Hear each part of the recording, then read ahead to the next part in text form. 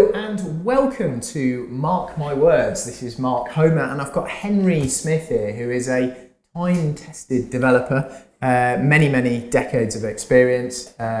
You've been in residential, commercial, lending. Sounds like he's got interest in the NHS. What doesn't he do? Hugely diverse. So Henry, welcome to the podcast. I quite like that introduction. Was it say time tested? That's another word for old, is it? Seasoned. Seasoned. Yeah. I have to own that. I'll take that. So Henry, just look. You do a load of different things. Give us a flavour of your sort of core activities. Well, it sounds like a load of things. It's about supporting and backing the right people, because I'm only one man. I like to think I can spot talent and nurture talent. So the main thing the Aitch Group do is to acquire land or buildings without planning permission. We have a great planning team, and we start that journey, which a lot of people would say is the hard way. Why? Because most banks will not fund land or buildings without planning, or give you a very small amounts of money for it. We will go probably 18 months to 2.5 years to obtain planning. Once we've done that, we may exit to an HA, we may build for an HA, we may build and retain, or build and sell. So you're adding value through the planning process, which I know that's my sort of favourite. A lot of people look at the stuff where we are and they don't want to do it if it requires planning consent, they think it's too hard, whatever. Why do you like that rather than, I don't know, a Persimmon or a Barratt or whatever will come along and want an oven-ready site that's already got, it's consented and it's done? Why do you like getting in at that sort of early stage? Because we can make what I call double margin or even treble margin. Okay. You put us out there and most people out there with a site with planning, we're not going to be able to pay as much as the next guy probably, who is probably has a mess of trades and contractors. Unless it literally is an open field. Generally, most of our work is in London. The sites are very bespoke. They're difficult to build. Yeah. Perhaps 100% site coverage, rights to light, all that type of thing has to be taken into account. So we'll go and get the planning, and then we'll take it to the market. And yes, we've sold to Persimmon and people like that. Likewise, there's a hunger from housing associations. There's a need. So effectively you're making a lot more margin out of getting the consent yourself, and I suppose part of it must be all this experience you've got over all these decades means that you can get a much better consent, maybe higher density, more on it, less contribution. I don't think we can do, and when I said I think we can maximise the consent. We can only go by what the officer is going to recommend. Obviously, we're going to try and push the boundaries. When we acquire something, we always carry out a sensitivity. So there'll be our, let's say, 100 units of what we expect. There'll be our Hope or our Hope Plus at 110. And, where do we need to be making okay money? And that might only be 90 units. So it's very interesting. So you're talking about a variance of 20 units there, which is on profit. So you've got to be very careful or very, honest with yourself about what you can achieve. So I notice a lot of the stuff you do is in-house. So your schemes are very much design-led, and I understand you've got your architects in-house, and I presume your engineers and a lot of the design team. Well, that was the case. We're now exiting that, in fact. We have our own planning team. We've got our favoured architects, and if it's a PRS scheme, we know what we're going to build. We know the type of finishes as such is pretty standard, the type of kitchens that we want to last, all that type of thing. Regards to sales, very area specific. Lately, it's been around the Olympic Park. A lot of it is East London, where I like the feature walls, underfloor heating, tile flooring. They're talking about probably a crystal style window. Now, all that adds cost.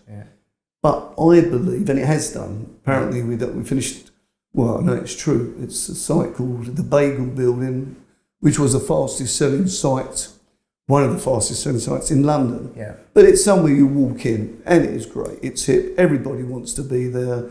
We've got a communal gym, it's got Sonos in the apartments. It works. So a lot of the time you are building to sell if it's residential, is that right? Yeah. Yeah. And then you're holding a lot of the commercial, or We hold all the commercial. you hold it all. Yeah, that's yeah. right. Yeah, that's interesting. And I also notice you hold a lot of the freeholds as well. We hold, I hold them all. Do you? Yeah. Yes, that's interesting because most developers. no. Well, of course it's changing as well, isn't it? Because of this consultation and the ground rents and everything like that. But why do you hold the freeholds? I've taken a view that they won't change these retrospectively. You might interview me in a couple of years and I might eat my words, but I don't believe that to be the case. It's going to be hard. I mean, what unpicking all of that? I mean, it's going to be an absolute bloodbath, isn't it? Well, I'm sure it'd be cool, Benny. Just shudder goes down my spine at the yeah. So we've got a great estates department, in fact. So now that we have a separate management company for the freeholds and external clients that we manage for them. Oh, so you're doing block management for external I'm very clients. proud of the guys that are actually doing that. Okay. They're really doing good stuff. Okay, and do you buy freeholdls? No. So you're just retaining the ones that you've developed, and then I suppose refinancing and because Funny enough, you've hit me. I think this is the first time ever in 25 years that we financed them. Okay. Yeah. Fine. So you've just been keeping them and taking the income. That's right. Because the yield's so strong as well. It's so strong. Yeah. Low. 3s and 4s. Yeah. That kind of thing. It's not great, but it's all that comes along with it. Yeah. Yes. Yeah. What, lease extensions and all the management. Insurance, blah, blah, blah. Yeah, it goes on and on, doesn't it? Yeah. I maybe. Well, actually, on this latest one, I am going to be. Even though I'm not selling the units, I'll end up keeping the freehold, obviously, because I don't want to be subject to. No. Yeah. But at some point in the future, I may end up selling the apartments. So I'm going to start the leases now to myself, to one of my companies, so that hopefully I've solidified the ground rent if it goes. In that's your plan, isn't it? Yeah. Who knows? I mean, there's a lot of people which I think that are unfair landlords. We really don't play that game, and that wouldn't be for us. It has to be straight down the line. Yeah. Some people find it as a way of a quick buck. I really don't agree with that. Well, I did a development and I sold the apartments to a lot of our investors, and I sold the freehold off, and then it immediately got sold to this other company, and they put a set of managing agents in that were, or block managers in that were like that, and God, they were awful, and it really put me off the whole thing. And you can understand why there's this pressure to stop it. They give us all a load of grief, these people. It's a shame that sort of that poor management and that quick buck attitude reflects on every freeholder. They think we're all the unfair. same. Yeah, it is unfair. Because actually a lot of them are not like that. I use a local lady to block manage, and she's good. Yeah. So, okay, fine. You've touched on something there about very tight sites. A lot of the time, it's 100% of the plot. You know, and you've got right to light, which can get sort of protracted, obviously, with neighbours. Injunctable if you don't do it correctly. Yes, which is you don't want to go down that road. But clearly, you're buying lots of existing buildings. I presume you're demolishing a lot of them, and then mostly, because you're going to get a much larger building generally on it. So the density improves. Yeah. You're going to get more out of it, more finished units. But you've got deep floor plates and you've got courtyards, which must be quite a challenge from a design point of view. Getting lighting. Is that a sort of... there is that challenge, although it's a well tested sort of the way we do it now is well tested, but as I say, it is separate to each piece of land. Yeah. Quite often going into the basement now. I mean, in London. Do you? Yeah, I mean, a lot of people say, why bother now? Well, I don't think of now. I think of 10 years' time. Yeah. You know, and think of the future, because once you've built that building, you can't then lift it up and go into the basement. Well, it's costly, isn't it? Yeah, so, okay, fine. Why do you sell most of the residential? Why do you not keep it like the commercial? No, I don't sell it all. I probably sell... we have quite a large residential portfolio. Do you? Yeah. It's about finance. Yeah. I would love to keep it all. Yes. But we have to keep the banks happy. We have to keep money coming in. Yeah. There's still some good growth areas in London. As I said, even though the Olympic Park was at 2012, you'd think it's been done. I believe that's still got great growth. Has it? Yeah. Yeah. It's worth doing. Yeah, and I suppose you've got Westfield and all these other things that are. That's it. Then we've got the canal there, you know, and there's lots going on. Yeah, interesting, very interesting. So when's the next recession? That's interesting. Some people would say there's a recession now. Yeah. I think it's depending on what part of the market you're in. Yeah. I would say we are not brave enough to do the £2-3 million units. You know, as you know, we have a finance business and we get offered the opportunity to go in and fund these. Yeah. It doesn't interest me. I sincerely believe that the stamp duty has got to change. I think the whole circle where, let's call it the grey hair brigade, and I put myself in that, want to, perhaps people a bit older than me, want to trade down. You know, they want the lock and go, they want to go to Spain, they want to release some money to their children, but the sort of stamp duty rates now, I mean, it's just cost prohibitive. Yeah. But why is equity release such a big business now? It's massive. So putting stamp duty on the seller is not going to work, is it? It's not going to work, but is there a compromise? Yeah. Something has to give, doesn't it? Well, otherwise, all the stuff over, I don't know, 1.5 million is just going to remain gummed up and the market's going to just go sideways, isn't it? Well, when you look at, we have our first retirement scheme, we haven't launched it yet. And the units are not expensive, although the way we've designed them, I think they'll be very, very nice. I'm waiting to see the response because our people are going to say, yes, we want these units, but we've got to sell our big bangers. And is that sort of, what sort of area is that? That's in Loughton in Essex, and it's a great site. That's in the centre of Loughton High Road. Okay. And we're excited, although we build a lot, we're excited about the interiors, the feel, as you walk in, and we've got about a month to go before we launch there. Yeah. I think just before Brexit, apparently. Yeah.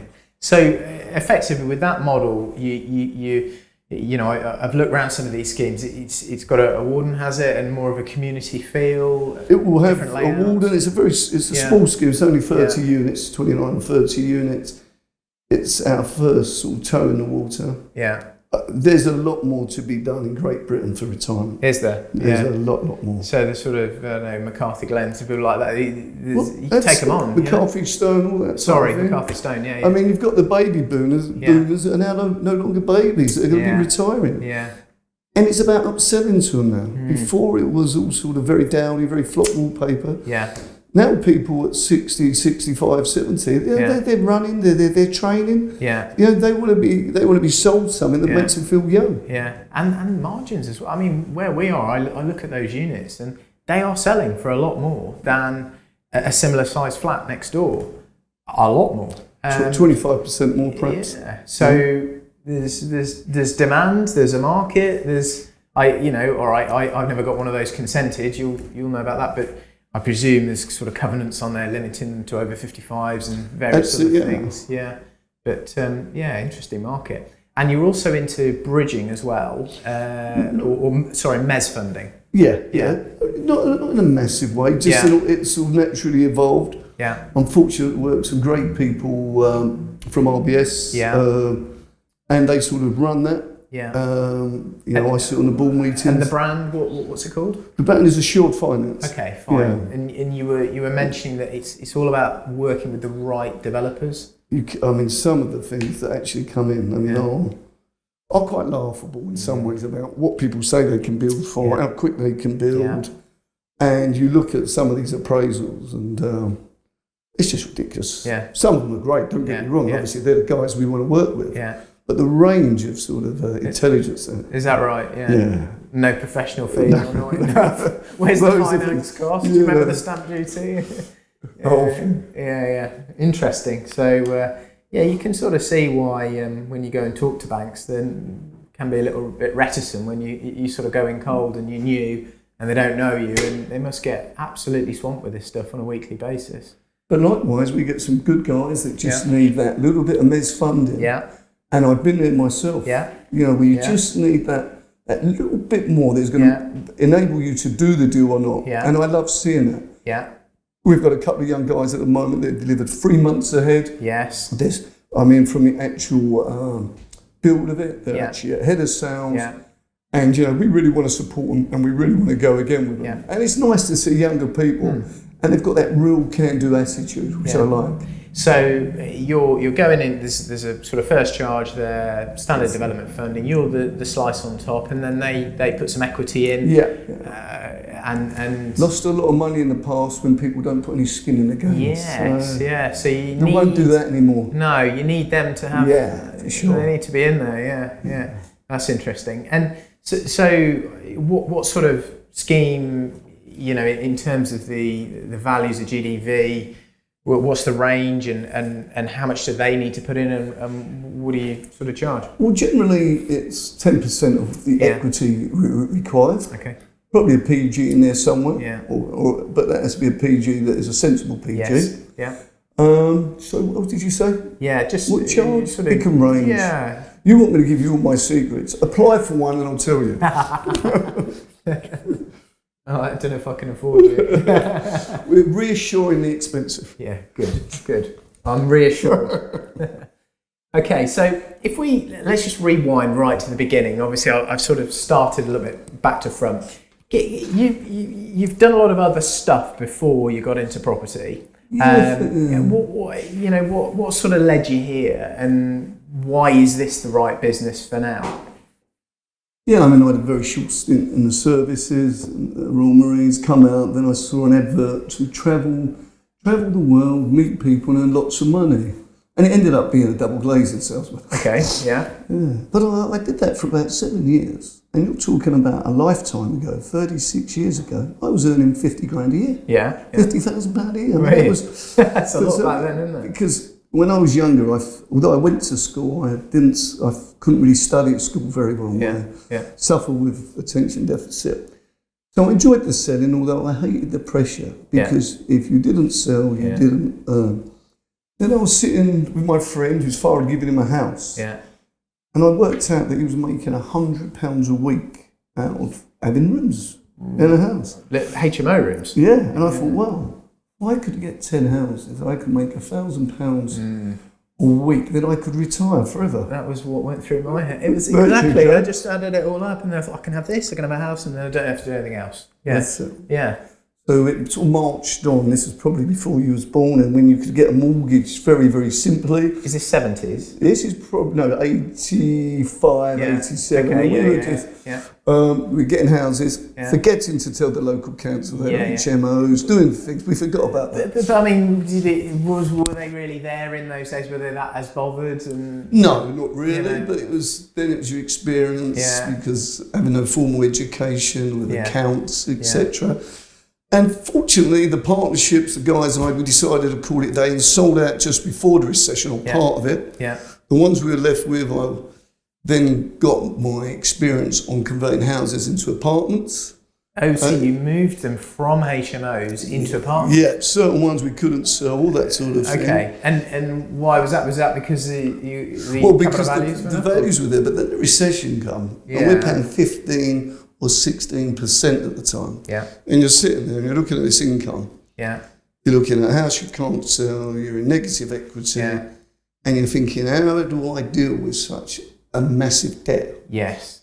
And the thing what I learned from it was to take it on, speak to the people and deal with it. Yeah.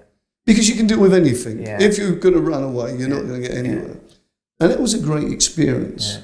I would literally go to the building societies, chat with them, and really, although it was their problem, it was my problem because I didn't want to go bankrupt, and I think it showed them that I wanted to work with them. Yeah. And it worked out fine. Yeah. It was, for a young man, it was a lot of pressure. I was 27, 28. Yeah. I'd also had another massive debt from Lloyd's of London, so I was literally looking at bankruptcy. Yeah, yeah.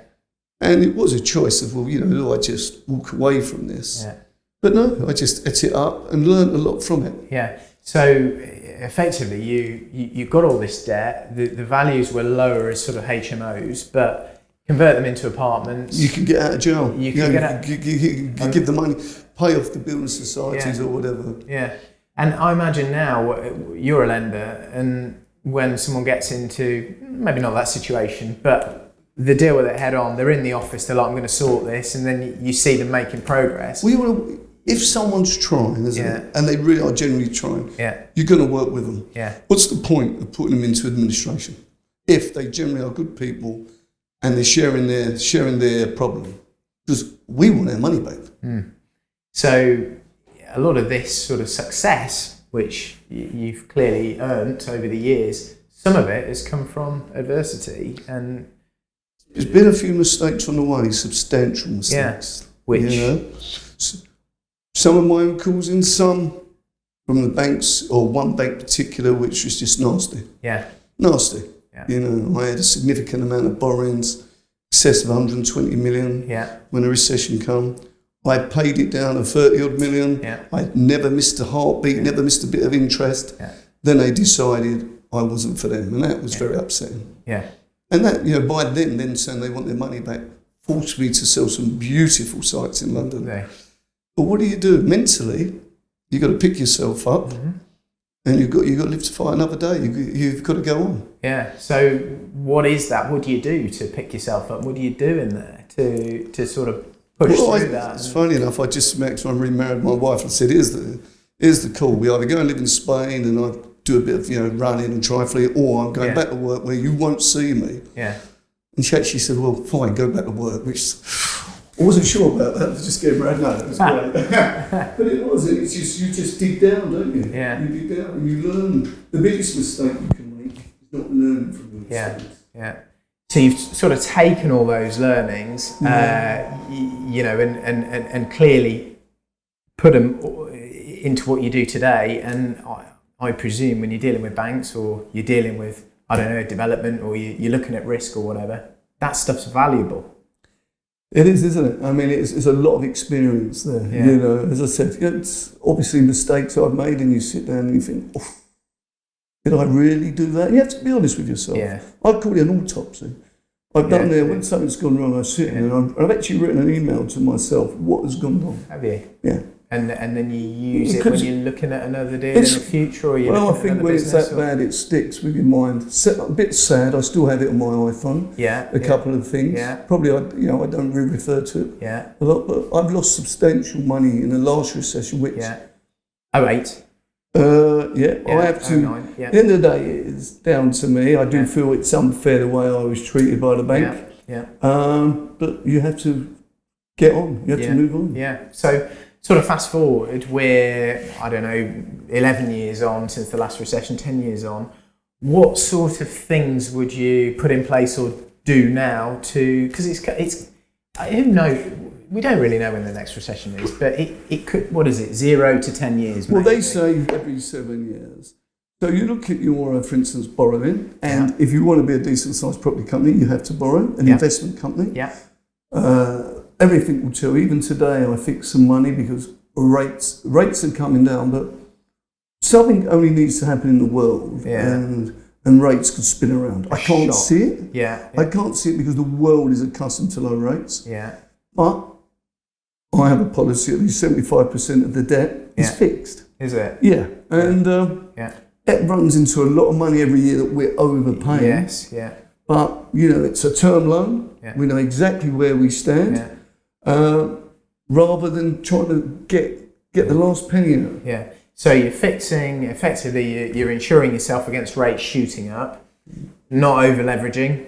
No, I think 60%. 60 is enough. And always try and get some capital repayment in there. Don't just think, oh great, it's interest only. Try and chip something away, even if it's shallow amortisation. It's worth it. Like get it under 50% in 5 years, or I've got a hybrid product like that, or that sort of thing. It's got to be worth it, because once you're used to that repayment, then you open it up 5 years' time and your balance is massively down. It's like a little sort of hidden savings plan, isn't it? Which you forget about, and then you're like, shit, good. Okay, so clearly there, in terms of protecting your business, not putting yourself in a position where you're too exposed in the next recession, mostly that's been around debt debt levels and sort of fixed rates, you know, if what else do you look at to sort of protect the downside? Because surely if you protect the downside, you're gonna the upside should certainly look after itself. Well, I think we do here. I plan for the worst and hope for the best. Yeah. And that's what it is, you know. The worst case is buying a site, I only get the 90 units and I'm still making money. Yeah. Well, where's the problem? What's the problem? Yeah. So when you do a site and you've got to get that last unit and you're sweating on it, and you know, you might have perhaps a planning officer that doesn't want to see it. So you've actually entered that already on the back foot. You're already under pressure, you might have borrowed the money. Yeah. It's not the arena to be in. Yeah. Okay, fine. So in terms of, you know, other stuff, you outside of property, you know, clearly you've got this huge business, you've got all these units, but you must love doing other things as well. Well, charity is something that I've always sort of written checks for, but now we have a thing called the Wickers Charity, which is based in East London. It's for knife and gun crime. It's something close to my heart that I had a brother-in-law murdered 30 odd years ago in East London. It's knife crime, and sad he left my sister with one child and she was pregnant with another, and I've always wanted to put... East London's been very good to me. I mean, I actually moved from Knightsbridge to back to East London. It's all very good. People say Knightsbridge, but to me, the heart and soul is East London, and I love it. Are you there now, are you? I mean, no, I was in Knightsbridge and I didn't enjoy it. I was there for 4 or 5 years, found it very artificial. I love the heart and soul of East London. I love what I see goes on. So we have the Wickers Charity based in a few hubs in East London. And we're actually doing some very good things for the youngsters. We're going into schools.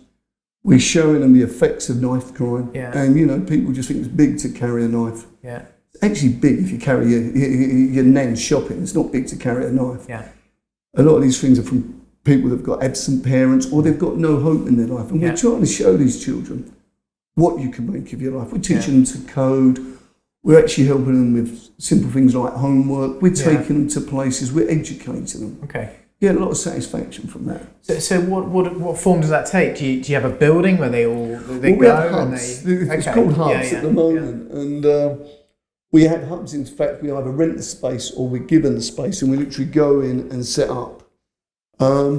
Ultimately, we will find our own home. There is talk that while we take up that big amount of capital, we could actually roll out this programme. Let's start with East, North London. I mean, if we were ever to be able to do it throughout the whole of London, then we'd be a massive charity. But one step at a time. It's immeasurable. You can't say, yes, I've saved that life. I do work with some good people again, and I do believe we are making an impact.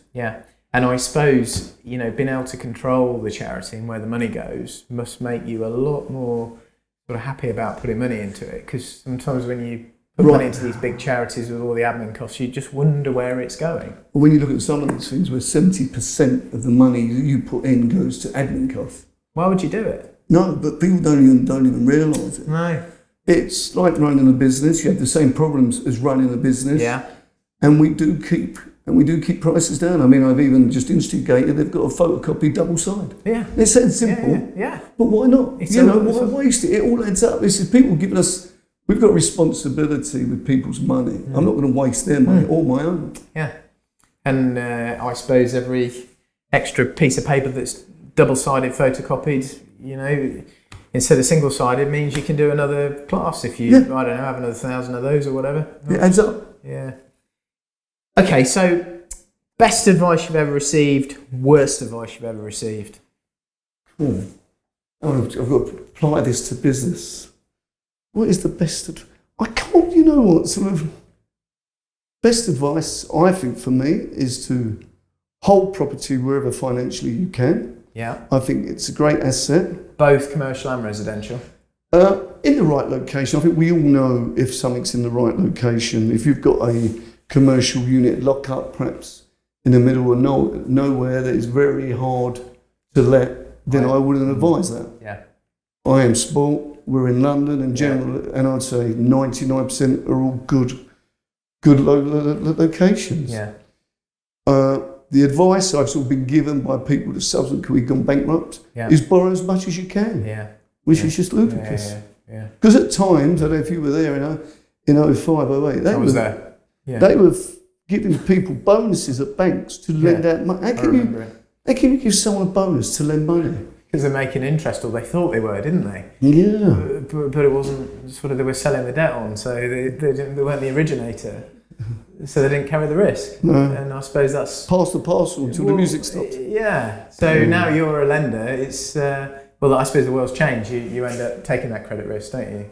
But we do a very good paper, and as I said before, we look at where we're going to... ultimately, am I going to want to own it? Not that I can directly own it, but is there a facility there that we may want to enter, that we have to end up owning it? And are we comfortable? So then you can exit if you need to. That's the right money. Lock it up, rinse it out. Yeah. Interesting. Okay, fine. And I mean, you've got your own podcast. I know you're into podcasts. No, I haven't got my own podcast. No. So where else can people follow you? Because I know there's a lot online. You're in Property Week. There's a lot of newspaper articles. But is there anywhere else people can get? No, not as such. Kindly, someone like yourself comes in. No, I haven't got something that I put out there. No. I have to be honest. My LinkedIn is managed by someone because I'm not great with social media. But I love, as you can see with a charity or anything, to put something back. Yes. It's great seeing the younger person strive and get on. And if I can give them a little bit of advice, and if they can learn from a mistake I've made, it's a good thing. So, and the future. So where are you going to grow? How are you going to grow? And what are you going to do more of? Well, I went to the North Pole. I've been to the South Pole. Have you? Raised 180,000 for the charity going to the South Pole. Yeah. Had some really good support from other property guys. Like to do more of that. And it's all a balance. It's getting the people here now. I'm nurturing them to take over as such. I'm never not going to be here as such, but I believe generally most people want to do well. Most people strive. So I believe in empowering them. And if they make a mistake, they come and sit down and we go over it. Because people do make mistakes. But I suppose it's how they fix them and how they sort of move the sale to... Well, owning it. First you've got to own it, haven't you? Right. You've got to say, take responsibility, I've messed up here. Be honest. Yeah. And don't, throw someone under the bus that I've seen people do. Which is just, that's what some people do. Cowardly. Yeah. Well, it's been really, really interesting getting to know you and understanding more about your business. Thank you very much for coming on the podcast. And that's been Mark Homer for Mark My Words. If you enjoyed this interview, make sure you like and subscribe.